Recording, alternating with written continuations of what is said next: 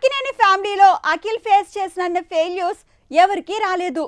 ఇప్పటికీ ఒకే ఒక్క హిట్ కావాలని కోరుకుంటున్నాడు. మొన్నొచ్చిన మోస్ట్ ఎలిజిబుల్ బ్యాచులర్ బానే రన్ అయినా హిట్ అని చెప్పలేని పరిస్థితి.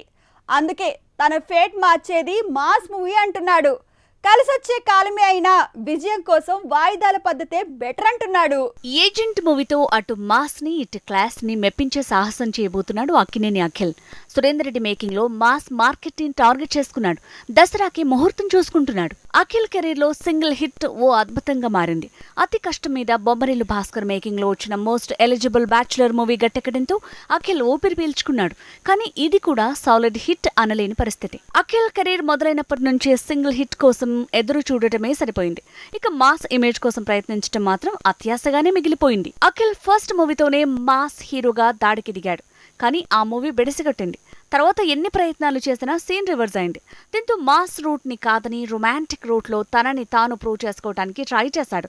అలా కూడా పంచుల మీద పంచులు పడ్డాయి. అఖిల్ మాస్ క్లాస్ రెండు రూట్లలో ఫ్లాప్లు పడ్డాక మోస్ట్ ఎలిజిబుల్ బ్యాచులర్ తో సీన్ మారింది. ఫస్ట్ టైం ఓ మోస్తారా హిట్ వచ్చింది. అందుకే మళ్ళీ ఏజెంట్ అంటూ సురేందర్ రెడ్డి మేకింగ్ లో మాస్ ఇమేజ్ కోసం కొత్తగా ట్రై చేస్తున్నాడు. అందుకే దసరాకే ముహూర్తం కుదిరిందంటున్నారు.